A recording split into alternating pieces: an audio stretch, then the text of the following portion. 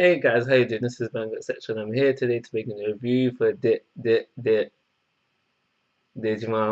Digimon episode Adventure Tri episode number 40. Now you know what saves this episode, but let's talk about that. Let's save that to the very end. So the majority of the episode is the gang, just with their Digimon in their baby forms, just trying to get them, to feel the love again. Because we got the Digimon partners like, oh, I don't know if I can trust you. Don't eat me. Oh, you're kind of interesting, kind of vibe. And that happens throughout the episode. It's really about the partners and their Digimon getting to know each other once again, because obviously they don't have their memories. So it's like that for the majority of them. But for Sora, I forgot her name for a second. For Sora and Yokomon, things are quite different. Now, based on the trailers, I thought it was going to be a thing because I did realize that Yokomon, well, Biyomon in the trailers was vexed. I could tell by her facial expression. And I thought it was because she got her memories back and was angry at Sora for letting things go this far. But because of this episode, we can see that Yokomon's attitude is just from the get go. She seems mad at Sora for some reason. It's not explained at all. We see it when Sora's just walking through the forest, whatever they want to call it. We see it when Yoko is eating. We see her attitude when she's eating. She's like, I don't need no more food than this. And then yeah, we see a present attitude. And like I said, I can't think of a reason for it. Mixed within all of this, we have the homeroom teacher. I forget his name all the time. We have the homeroom teacher. He's trying to get in touch with Himi, possibly the Digidestins as well, possibly Mako as well. I'm not 100% sure, but definitely Himi. And he just can't get in touch with no one. He visits the site where they went to the digital world, and he's just basically out in the loop, and he wants to know what's going on. He can't get in touch with no one. We also have Meiku, who's gone disappear as well. Obviously, she's probably either in the digital world or en route to the digital world. And just during the episode, mixed in with all this madness of them trying to reconnect to their Digimon partners, we have Izzy, who we find out he's been trying to contact Himi as well, unable to do it. So she's just off the grid right now.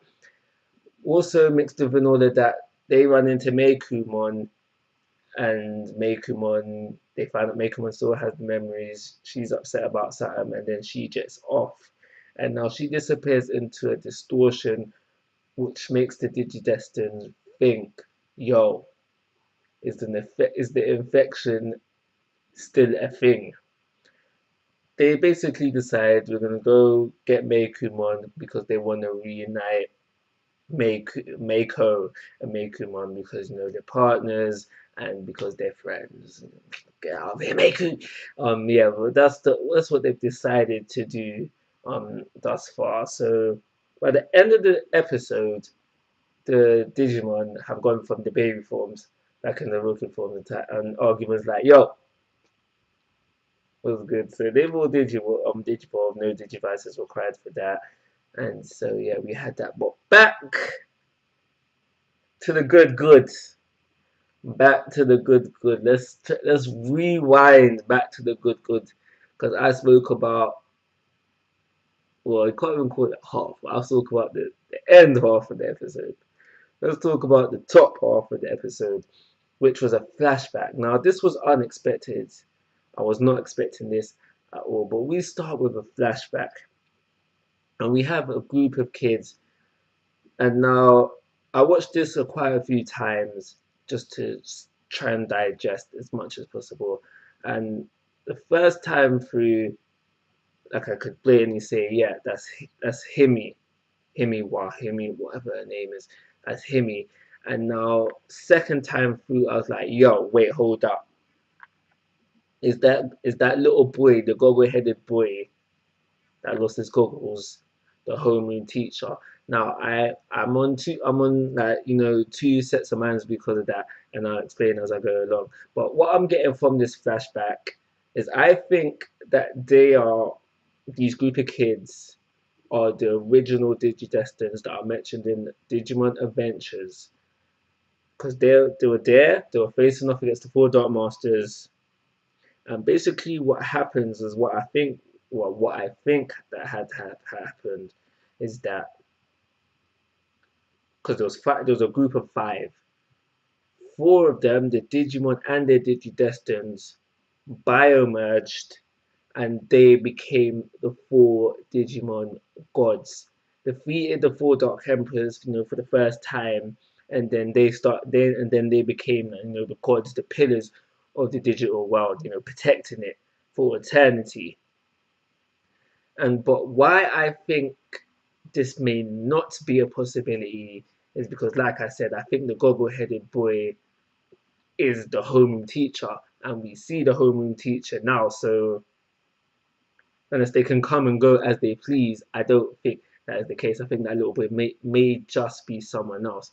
But regardless of that, within this little flashback, within this incident, Himi loses her Digimon partner. Now, this fight took place within the digital world, so her Digimon partner should have been able to come back.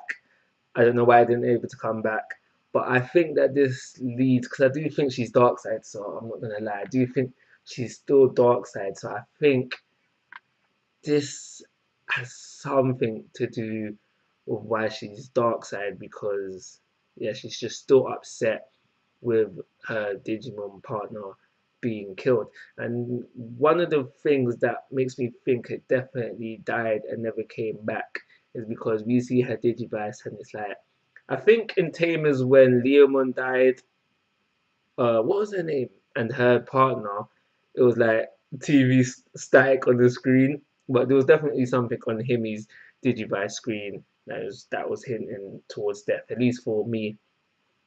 One thing I do also want to just mention before I close off with this review is the whole thing where just before the Digimon gods were born, if that is in fact the Digimon gods, Himi seemed to be under some control, and I noticed it straight away that it's similar to how Kari is always getting possessed by someone. It's just something that I noticed. But I'm definitely going for the whole fact that this is the original Digi Destined Kids.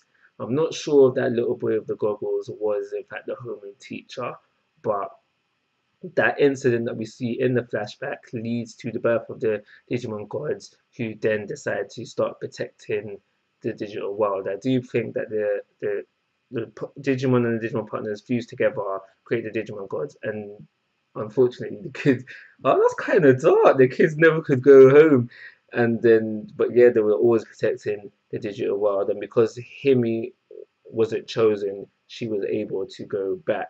But I could be wrong about that, and I think there's more to it. So as I was making the thumbnail for this video, I realized that that whole whatever's going on with Himi's Digivice, when you look at it closer, it actually looks like there's an egg in the very center of it. And now I have no problem with a Digimon partner coming back to life. I have no problem with that whatsoever. It'd be what makes sense because they were in the digital world, and from what we know, that there's only two ways to kill a Digimon. One is if it dies within the human world, and the second way is if you absorb their data once they're pixelated and all that madness. We see that in Digimon Tamers. But what I'm saying here is that there must be a reason for her to go dark side if she in fact does go dark side, and her Digimon dying and her not being picked would be a good reason. Well, not a good reason, but a justified reason for that. So that's why I'd want her Digimon partner to be dead. But this is kind of hinting towards it being still alive.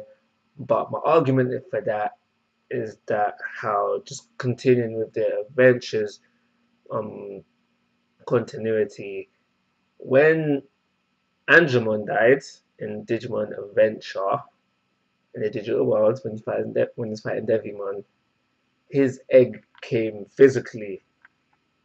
The only time we've seen an egg digitally is in Tamers, and that was when Takato was holding Gurmon before he became Gurmon in the egg in his Digivice.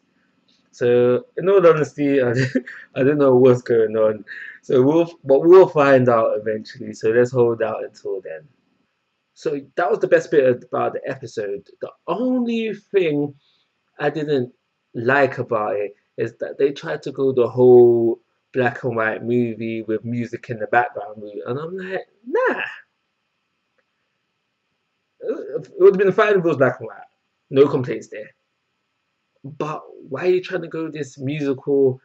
I'm not talking. Like, obviously, we did have a bit of talking, but if you just give that to us like a proper flashback with Himmy talking, with all the other kids talking, if they had lines in there as well, that would have been better. I don't like the route they took with that scene. Going to give this episode because the majority of it was just like a ride along, and I think when it comes back to me rewatching this, I'll probably only watch that flashback scene and then skip the rest of the episode. And I think because of those reasons, it's only fair to give it a 3-star rating. And of course, guys, I'm asking for your thoughts and opinions. If you haven't already, please subscribe to my YouTube channel. But most importantly, take care. Have a nice day.